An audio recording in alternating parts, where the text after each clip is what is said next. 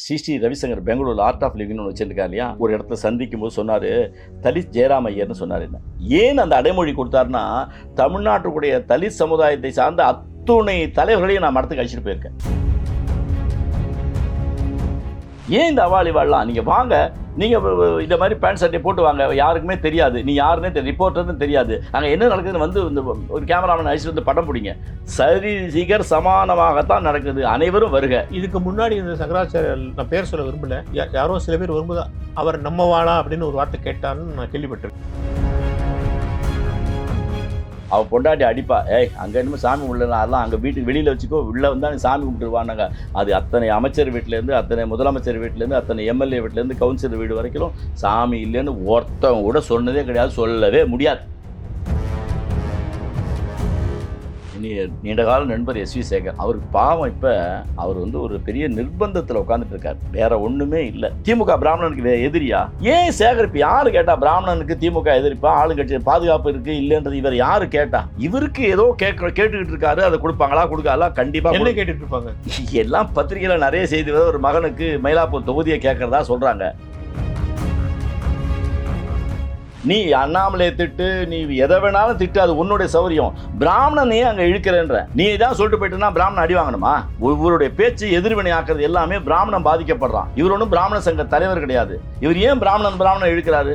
ஆனால் பிராமணன் எல்லாத்தையும் இழுத்துக்கிறாரு ஊறுகாயா. இவர் சொல்லி எந்த பக்கத்து வீட்டு பிராமணன் கூட இவர் சொல்லி ஓட்டு போட மாட்டான். திமுக ஓட்டு போடுவான், திமுக ஓட்டு போட மாட்டான், அது வேற விஷயம். எஸ்சி சொல்லி 10 பிராமணன் ஓட்டு போட மாட்டான், எழுதி வச்சுங்க.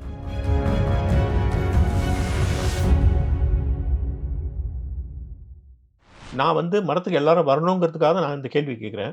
மடம்ங்கிறது அது காலங்காலமாக பிராமணர்கள் வந்து அது நிறுவி அது அந்தந்த தலைமை வந்துகிட்டே இருக்கு, நான் இல்லைன்னு சொல்ல. ஆனால் எல்லாரையும் ஒன்று சேர்த்து, இன்க்ளூசிவ்னஸ் ஆங்கிலத்தில் சொல்லுவோம், எல்லாரையும் ஒன்று சேர்க்கணும் அப்படிங்கிறத விட அங்கே உள்ள மடத்தில் உள்ள சில பெரியவர்கள் இருக்காங்களே, அது என்னமோ அவங்களே அவரை அணை வச்சு கொண்டு போகிறாங்க. இன்னொரு சாதிக்காரங்க உள்ளே வந்தால் அதை ஃப்ரீயாக வாங்கன்னு சொல்லி அவங்களுக்கு அந்த சூழ்நிலையை ஏற்படுத்த மாட்டேங்கிறாங்க. அந்த சூழ்நிலை ஏற்படுத்த நீங்களாம் வரலாம், நீங்களாம் தாராளமாக வாங்க, உங்களுக்கு தான் முதல் மரியாதை, அதுக்கப்புறம் நாங்கள் போகிறோம் அப்படிங்கிறாப்புல சாமி இவங்களே அவரை அணைச்சி போயிட்டு அந்த பாஷையிலேருந்து ஆரம்பித்து எல்லாமே இவனுக்கு அந்நியமாக இருக்குது. ஐயா, நீங்கள் சொல்கிறது முற்றிலும் தவறான செய்தி. ஸ்ரீ ரவிசங்கர் பெங்களூர் ஆர்ட் ஆஃப் லிவிங்னு ஒன்று வச்சிருக்காரு இல்லையா, ஆமாம், ஒரு இடத்துல சந்திக்கும் போது சொன்னார், தலித் ஜெயராம் ஐயர்னு சொன்னார். என்ன நான் சொல்றது பேரை சொல்லி நான் வந்து நீங்க சொல்றது உண்மை, நான் என்ன சொல்றேன், இல்ல மன்னிக்கணும். ஏன் அந்த அடைமொழி கொடுத்தாருன்னா, தமிழ்நாட்டுடைய தலித் சமுதாயத்தை சார்ந்த அத்துணை தலைவர்களையும் நான் மடத்துக்கு அழைச்சிட்டு போயிருக்கேன். ஒரு நீக்க பிற பேரை வேணா உங்கள்கிட்ட சொன்னா உங்களுக்கு நீண்ட பட்டியலா இருக்கும். நான் அழித்துட்டு போகாத தலித் தலைவர்களே கிடையாது, அத்தனை பேரையும் அழிச்சிட்டு போயிருக்கேன். எல்லாரும் சந்தோஷமா வந்திருக்காங்க. ஒருத்தர் கூட சங்கராச்சாரிய எழுத்தாப்புல, சங்கரமணி எழுத்தாப்புல இன்னி வரைக்கும் பேசார்கள். பட்டியல் வேணா உங்களுக்கு சொல்றேன். எல்லாரும் வாங்கன்னா கூப்பிடுறோம். நீங்களே நினைச்சுக்கிட்டு ஒதுங்கினாக்க சங்கரமணம் என்ன பண்ணும்? நீ போர்டை வச்சு நீ தலித் தலைவர்லாம் வரலாம், படையாச்சி எல்லாம் வரலாம், வன்னியர்லாம் வரலாம், மோலியார்லாம் வரலாம், இன்றைக்கு இத்தனை மணிக்கு இந்த ஜாதிக்காரர் வரலாம், இத்தனை மணிக்கு இந்த ஜாதிக்காரர் வரலாம், பட்டியலாக போட முடியும். அனைவரும் வரக்கூடிய மடம். கதவு எப்பொழுதுமே அடையாத கதவு. சங்கரமடத்தினுடைய கதவு மட்டும்தான் அடையாத கதவு. அங்கே இப்பெல்லாம் சாப்பாடுலாம் வந்து சர்வசாரமாக யார் வந்தாலும் சாப்பிடலாம். ஐயரும் அந்தனரும் யாரா இருந்தாலும் ஒரு ஜாதி ஒரே நெல்லை தான். எத்தனை பேருக்கு சமபந்திய போய் தான் நடக்குது வழியே. இவாளுக்கெல்லாம் தனி, அவளுக்கெல்லாம் தனி. நாங்கள் சங்கரமடத்தில் போனீங்கன்னாக்க, சங்கராச்சாரியர்கிட்ட போனீங்கன்னா இன்னைக்கு இருக்க சங்கராச்சாரியர் சாப்பிட்டுட்டு போவோம் தான் சொல்கிறேன். சங்கராச்சாரியார் உங்களை பார்த்து சொல்கிறேன், என்ன பார்த்து சொல்ல, யார் வந்தாலும் சாப்பிட்டுட்டு போங்கன்றாங்க. பக்காவாக சாப்பாடு பண்ண பூஜை ஆனாக்கி சாப்பாடு அத்துணை பேருக்கும் சரி செய்யணும் சமானமாக தான் நடக்குது. இது யாருக்கும் தெரிய மாட்டேங்குது. ஆனால் நீங்கள் கேட்குறது அவாள் இவாள், ஏன் இந்த அவாள் இவாள்லாம்? நீங்கள் வாங்க, நீங்கள் இந்த மாதிரி பேண்ட் சட்டை போட்டு வாங்க, யாருக்குமே தெரியாது, நீ யாருன்னே தெரியும், ரிப்போர்ட்டர்னு தெரியாது, அங்கே என்ன நடக்குதுன்னு வந்து இந்த ஒரு கேமராமேன் அழைச்சிட்டு வந்து படம் பிடிங்க, சரி சிகர் சமானமாகத்தான் நடக்குது, அனைவரும் வருக. இதுக்கு முன்னாடி இந்த சங்கராச்சாரியர், நான் பேர் சொல்ல விரும்பல, யாரோ சில பேர் வரும்போது அவர் நம்ம வாழா அப்படின்னு ஒரு வார்த்தை கேட்டான்னு நான் கேள்விப்பட்டிருக்கேன். இது பத்திரிக்கை குசும்பியா, பத்திரிக்கையோட கிசுபியா உங்களுக்கு அதில் வந்து ஒரு சுவை வேணுன்றதுக்காக நீங்களே போடுறது. அவருக்கு தெரியாது. இப்போ நீங்கள் வந்தீங்கன்னா நீ யாரும் தெரியாதா? இவர் வந்தாரா யாரும் தெரியாதா? ஆனால் அவர் எல்லாருக்குமே முகத்தில் இருக்குது, அடையாளம் இருக்குது, அங்கே அடையாளம் இருக்குது, உறவு அமைப்பாளர். அவரை சுற்றி எதுக்குங்க கேட்கணும்? அவளான்னு கேட்கணுங்க. ஜெயராமன் அவரை சுற்றி உள்ளவர்களே சேர்ந்து இவர்கிட்ட அவங்கெல்லாம் வந்துடக்கூடாதுங்கிற சும்மா அடைகாத்துக்கிட்டு ஏன் இந்த மாதிரி பண்ணுறாங்க? எத்தனையோ தலித் சமுதாய தலைவர் அழைச்சிட்டு போயிருக்கேன். எல்லாரும் சட்டையை கேட்டாங்க, நானும் சட்டையை கேட்டோமான்னு கேட்பாங்க. நான் சொன்னேன், ஐயா நான் சட்டையை கேட்டுன்றது வேற, என்னுடைய பாரம்பரியம், நான் சட்டையை கேட்டுட்டு போய் சாமி கும்பிடணும்னு சொல்லிட்டு, நீ கட்ட வேண்டாம், கட்டாம தான் வரணும்னு சொல்லிட்டு அத்துணை தலைவர்களும் சட்டை பேண்ட்டு அவரோட தான் நான் அழைச்சிட்டு போயிருக்கேன். சட்டையை கட்டுறது உங்க பூணூல் தெரியணுங்கிறதுக்காக இல்ல அப்படின்னு இல்ல சொல்றாங்களே. இல்ல இல்ல இல்ல இல்ல இன்னைக்கு குருவாயூர்ல வந்து சட்டையை போட்டுட்டு குருவாயூர்ல போறோம் அத்தனை பேரும் பூணூல் தான் போட்டிருக்கானா? கேரளாவில் அத்தனை பேரும் சட்டை கட்டிட்டு போறாங்க, பூணூல் தெரியும் தான் போட்டிருக்காங்க. நீங்களும் சட்டையை கட்டணும், நானும் கட்டணும். அப்படின்னா நீங்க பிராமணர், நான் பிராமணர் இல்லையா? அதெல்லாம் கிடையாது. சட்டையை கட்டிட்டு போறது ஆண்கள். சட்டையை கட்டிட்டு போனா சுவாமியுடைய ஸ்பரிசம் நேரா ஆண்களுக்கு கிடைக்கும். பெண்களுக்கு மூஞ்சில தான் அவங்களுக்கு தரிசனம் கிடைக்கும். எனக்கு வந்து மாறல தான் எனக்கு சுவாமியோட தீட்சணை கிடைக்கும்ன்றது இந்து சமுதாயத்தோட நம்பிக்கை. ஆனாலும் நான் சட்டையை கட்டிட்டு போகிறேன். பெண்கள் சட்டையை கட்ட வேண்டாம். அவங்க முக லட்சணம், முகத்தில் அவங்க சாமியை பார்ப்பாங்க, சுவாமி முகத்தில் அவங்களுக்கு தோன்றுவாங்க. அதனால பெண்கள் அப்புறம் நீங்கள் ஆண்கள் சட்டை கேட்டாங்க, பெண்கள் சட்டை கேட்டாங்க, ஒரு குத்தர்க்கமான ஒரு கேள்வி கூட கேட்பீங்க. அதெல்லாம் கிடையவே கிடையாது. ஆனால் நான் கேட்டேன்னா எனக்கு நான் அவருடைய ஸ்பரிசம் எனக்கு வேணும், அவருடைய தீட்சணையும் பார்வை எனக்கு வேணும்னு நினைக்கிறேன். நீங்கள் இப்படியே வாங்க, உங்களுக்கு என்னை விட அதிகமாக கிடைக்கும். சட்டையை போட்டதாலே சட்டையை கேட்டதால நான் பூணூல் ஒன்றும் இல்லைங்க. பூணூல் எல்லாருமே 4 அண்ணாக்கு பூணூல் கிடைக்கிது. நீங்களும் வாங்கி மாட்டிக்கலாம், நானும் வாங்கி மாட்டிக்கலாம். இது என்னங்க சமாச்சாரம்? அதெல்லாம் ஒன்றும் இல்லை. நான் இன்னொருத்தர் நீங்களே நாளைக்கு பூணூலை போட்டுட்டு வந்து நான் வந்து ஐயர் அப்படி சொன்னாக்க உங்களை டெஸ்ட்டாக பண்ண போகிறாங்க. இல்ல, நீங்கள் வேண்டுமென்றே பேசும் இந்த மணிப்பரவாள நடை இருக்குல்ல, சான்ஸ்கிரிட்டைஸ்டு தமிழ், அதுவும் அவர்களை அந்நியப்படுத்துதுங்கிறாங்க. நீங்கள் டிவி விளம்பரத்துலாம் காபி சாப்பிடுங்கன்னா ஏங்க எங்கள் நடையை கொண்டு வரீங்க? எங்கள் நடைய நாங்கள் அப்படின்னு நாங்களாம் அப்படிலாம் பேசுறதே கிடையாது. ஆனால் விளம்பரத்துக்காக நீ எங்களுக்குன்னு ஒரு மணிப்பிரவாள நடை இருக்கிறதா நீ உச்சரிக்க. யாருமே அப்படிலாம் பேச கிடையாதுங்க. டிவிலையும் சினிமாவில் மடத்தில் அந்த மாதிரி அதெல்லாம் கிடையவே கிடையாது. சபாஷணைகள் அதான் நான் நம்ம சத்தமாகவே பேசுவேன், ஓங்கி அடித்து பேசுவேன். மடத்தில் எந்த விதமான உயர்வு தாழ்வும் கிடையாது. உயர்வு தாழ்வே கிடையாது, ஜாதி பேதமே கிடையாது. சங்கராச்சாரியோட ஆசை எல்லோரும் வர வேண்டும். இது திறந்த மடம், இது நம்ம மடம், இது சனாதன தர்மத்தை போதிக்கக்கூடிய மடம். வாருங்கள் வாருங்கள் தான் அவர் கைதட்டி கூப்பிடுறாரு.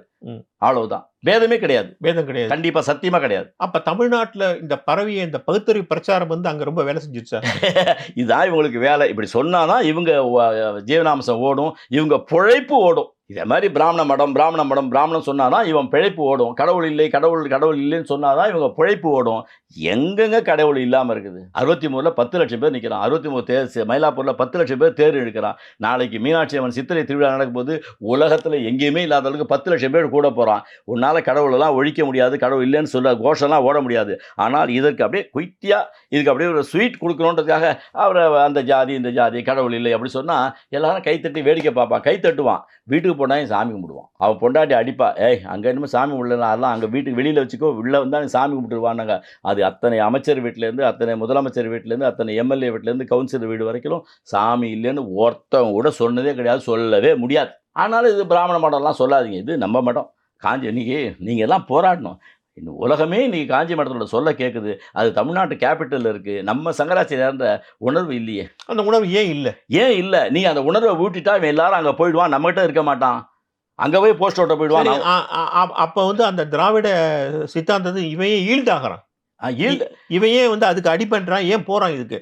என்ன எல்லாரும் கோச்சிப்பாங்க. ஒரு செய்தி சொல்லட்டுமா? ஆணுக்கு பிறந்தவன் ஐயப்பன் சொல்லிட்டு மீட்டிங்கில் பேசுவான். அங்கே போய் இவன் கை தட்டுவான். அடுத்த நாளைக்கு கட்டு சபரிமலைக்குன்னு இவன் இருமுடி எடுத்துட்டு சபரிமலைக்கு போவான். ஏன் போகிறான்? இவன் சபரிமலையை சன்னிதானத்தை திட்டும் போது ஏன் இவன் உணர்வு இல்லை? இவனுக்கு இந்த உணர்வு இல்லை. அது சன்னிதானம் என்ன பண்ண முடியும்? சபரிமலை ஐயப்ப சாமி என்ன பண்ண முடியும்? இந்த விஷ விதையை வேசிட்டாங்க. அதுக்கெல்லாம் நிறைய அறுவடையை கொடுத்துட்டாங்க. இப்பெல்லாம் எடுபடாதுங்க. இவன் அன்னைக்கு இவன் கேட்கும்போது கேட்கறது திருப்பி அடிக்கிறதுக்கு ஆள் இல்லாமல் இருந்தது. இன்னைக்கு அதுமாதிரி நீ மீட்டிங் போட்டேன்னா எங்கே பிறந்தா வா சொல்லு, நான் யாராருக்கெல்லாம் பிறந்தேன்னு சொல்லுன்னு கேட்கறது, எதிர்கேள்வி கேட்கறதுக்கான ஆயிரக்கணக்கான இளைஞர்களை ராமகோபாலன் உண்டாக்கிட்டு செத்து போயிட்டார். இவ்வளோ பேசுறீங்கல்ல, இப்போ பொன்முடி என்ன பேசுறான்னு ஊருக்கே தெரியும். சைவம் வைணவத்தை பற்றி என்ன பேசுறா தெரியும். ராஜா வந்து என்ன சொல்றாரு? இந்த மத அடையாளங்களை வச்சுக்கிட்டு கரவேட்டி கட்டாதங்கிறாரு.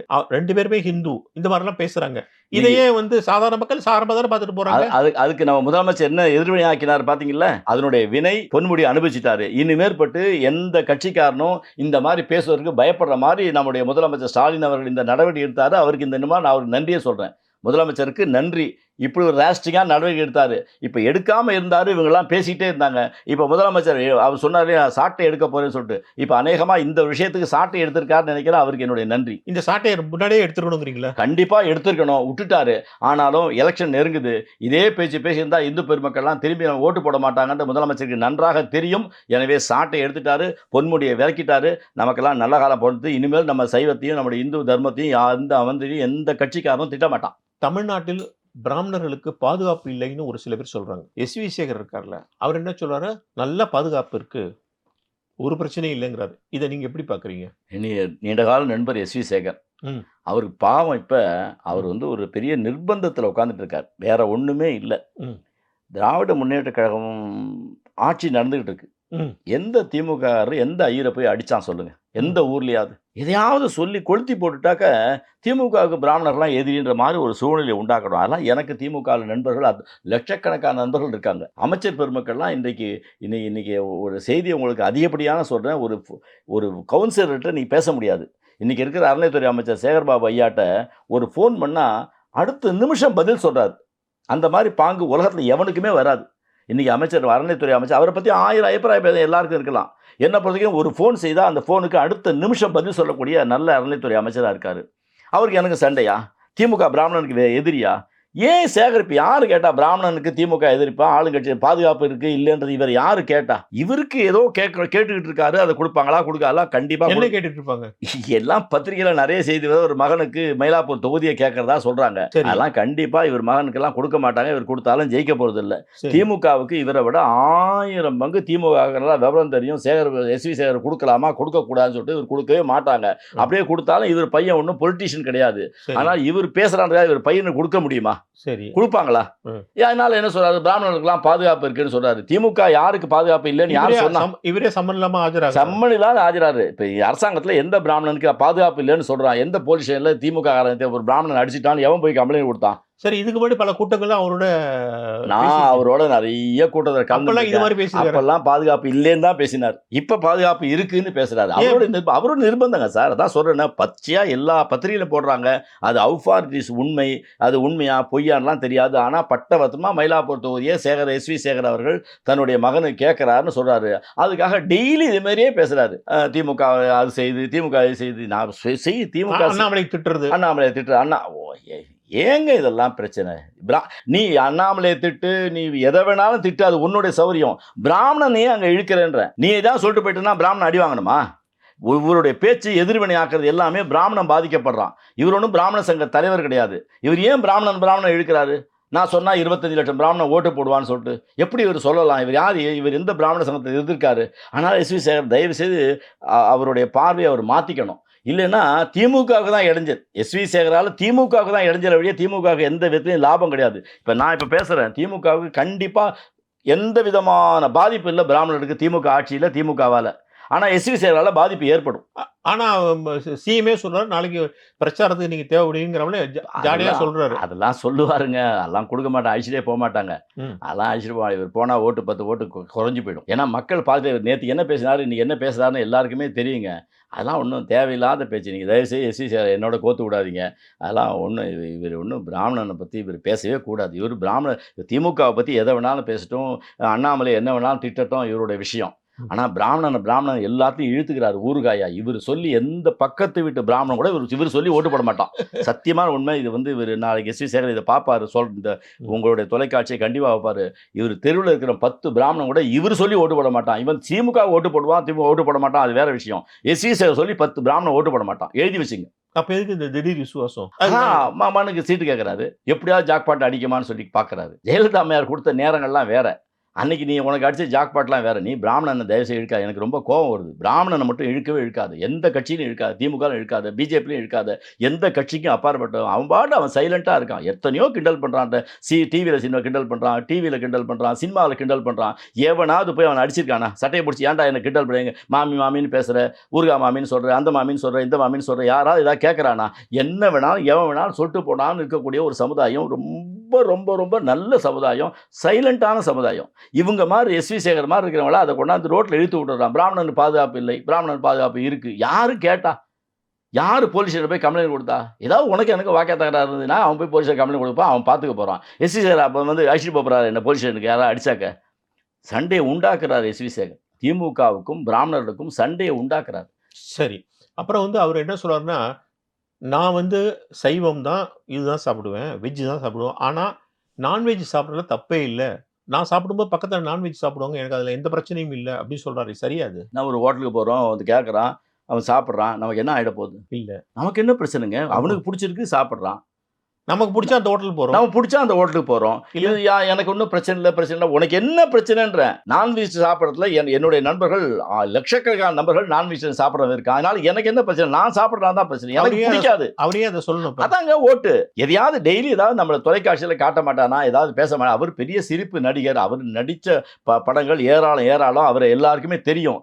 அந்த இன்னொரு சினிமாவில் போய் இப்போ சன் டிவியில் கல்யாணம் பண்ணிக்கிற மாதிரி ஒரு காட்சி போடுறாரு. நீ அதை யார் வேணாலும் பார்க்கட்டும், என்ன வேணாலும் பார்க்கட்டும், அதை பற்றி நமக்கு ஒன்றும் இல்லை.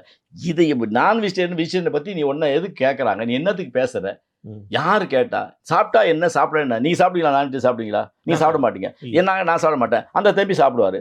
ஏன் அந்த தம்பிக்கு எனக்கு என்ன பிரச்சனை இருக்குது? அவருக்கு பிடிச்சிருக்கு, அவர் சாப்பிட்றாரு. எனக்கு பிடிக்கல, சாப்பிடல.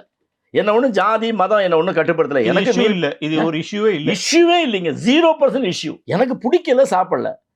மீன் எனக்கு வாசனை அடிக்குது, எனக்கு அதனால் பிடிக்கல. அந்த தம்பிக்கு மனமாக இருக்குது, அந்த தம்பி சாப்பிட்றாரு. இதில் என்ன பிரச்சனை இருக்குது? அவருக்கு பிடிச்சிருக்கு, சாப்பிட்றாரு. இது வந்து சைவம் சாப்பிடலாம், என் நண்பர்கள் பக்கத்தாப்பு தான் உட்காந்துருப்பாங்க, சாப்பிடுவாங்க. சிரிப்பு நடிகர் சொல்கிறாரு, வேணால் சிரிக்கிறதுக்காக இடமா இருக்கிற வழியை உண்மை யதார்த்தம் இது இல்லை, கலர் நிலவரம் இது இல்லை. இது முதலமைச்சருக்கு நன்றாக தெரிய வேண்டும், தெரியும். இப்போ வந்து பிராமண பெண்களுக்கு பையன் கிடைக்கிறது ரொம்ப கஷ்டமாக இருக்குது.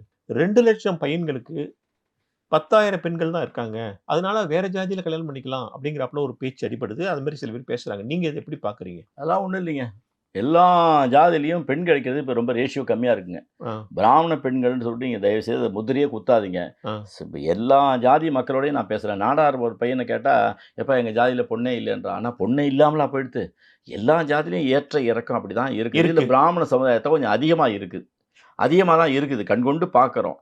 எல்லாம் சரியாயிடும். கால நேரத்தில் ஆண்டவன் பிழைப்பில் பெண்ணாக அந்த காலத்தில் பிறந்துக்கிட்டு இருந்தது. வரதட்சணை கேட்டான். பொண்ணை கல்யாணம் பண்ணினாக்க 5,000 ரூபா வரதட்சணை கொடுன்னு கேட்டான். இன்னைக்கு யாராவது வரதட்சணை கேட்க முடியுமா? ஆனால் சினிமாவில் வரதட்சணை கேட்குற மாதிரி காட்டுறான், இன்னையும் காட்டுறான். ஆனால் வரதட்சணை கேட்டு பெண்ணை கல்யாணம் பண்ணின காலம்லாம் போய் இன்னைக்கு அதெல்லாம் ஒன்றும் இல்லைன்ற காலம் இருக்குது.